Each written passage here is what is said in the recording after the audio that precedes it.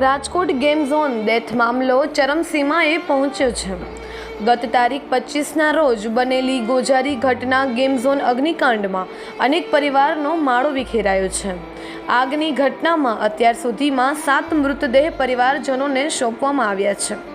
આજના દિવસમાં લાશોના DNA test કરીને પહેલા 4 પરિવારજનોને મૃતદેહ સોંપવામાં આવતા ત્યારબાદ ઓમદેવસિંહ રાજેન્દ્રસિંહ ગોહિલ ઉંમર વર્ષ 35, વિશ્વરાજ ગજુબા જાડેજા ઉંમર વર્ષ 23 અને કાથડ આશાબેન ચંદુભાઈ ઉંમર વર્ષ 18 એમ 3 મૃતદેહ પરિવારજનોને સોંપવામાં આવ્યા છે, જે એસીપી રાધિકા ભારાઈ દ્વારા પ્રેસ કોન્ફરન્સ કરી માહિતી આપવામાં આવી છે। તો આગની ઘટનામાં મળેલ લાશોનું ડીએનએ ટેસ્ટ કરવામાં આવી રહ્યા છે, જે મેચ થતા જશે તેમ પરિવારજનોને સોંપવામાં આવશે।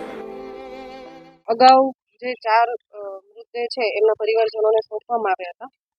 વધુ જે ડીએનએમાંથી સેમ્પલ મળી ગયા છે અમને, અને વધુ 3 પરિવારને જે મૃતદેહ છે એ એમના સ્વજનોને સોંપી આપવામાં આવેલા છે।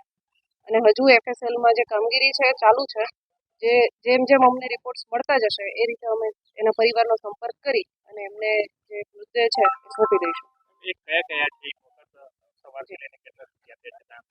જે અત્યારે સોંપવામાં આવ્યા છે એમાં ઓમદેવસિંહ રાજેન્દ્રસિંહ ગોહિલ, વિશ્વરાજસિંહ જશુભા જાડેજા અને આશાબેન ચંદુભાઈ કાથડ, આ 3ના પરિવારજનોને મૃતદેહ સોંપી દેવામાં આવ્યા છે।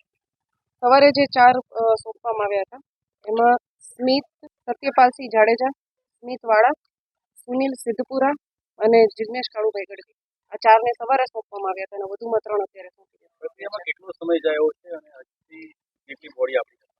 હજી જે 27 હતા એમાંથી આપણે 7 સોંપી દીધા છે, 20 છે અત્યારે હોસ્પિટલમાં કોલ્ડ સ્ટોરેજમાં રાખવામાં આવેલી છે કંટ્રોલ રૂમમાં, અને જેમ જેમ એફએસએલમાંથી મળતા જશે રિપોર્ટ એ રીતે તમારા પરિવારનો સંપર્ક કરી અને આપવામાં આવશે।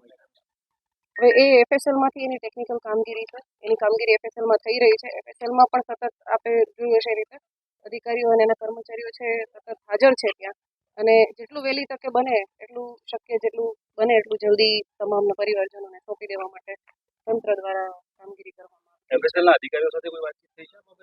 એફએસએલના અધિકારી સાથે અહીંયાથી અમે સિનિયર ઓફિસર બધા સતત કોન્ટેક્ટમાં જ છીએ।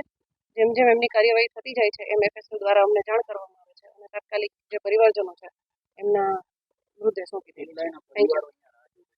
તમે શું આ બાબતની જાણ પરિવારોને કરો છો કે તમારી બોડી અથવા તમારું ડીએનએ જે મેચ નથી થયું તો આજે તમને ડીએનએ જે છે અમને જેટલાના રિપોર્ટ્સ મળે છે એને પણ જાણ કરીએ છીએ, અને જેના રિપોર્ટ્સ હજી સુધી જે મિસિંગ છે એમના પરિવારજનો સાથે પણ અમે સતત સંપર્કમાં છીએ। અહીંયા હાજર છે એમને પણ કહ્યું છે કે અમારા હેલ્પલાઇન નંબર છે અમારો કોન્ટેક્ટ કરે, અમારા દ્વારા પણ અહીંયા વ્યવસ્થા કરવામાં આવી છે, એ લોકો બેસી શકે શાંતિથી, અને કોઈને પણ પ્રશ્ન હોય તો અમે હેલ્પ ડેસ્ક પણ ઉપલબ્ધ કરેલી છે, સાથે સાથે કંટ્રોલ રૂમ પણ અહીંયા ઉપલબ્ધ કરેલો છે।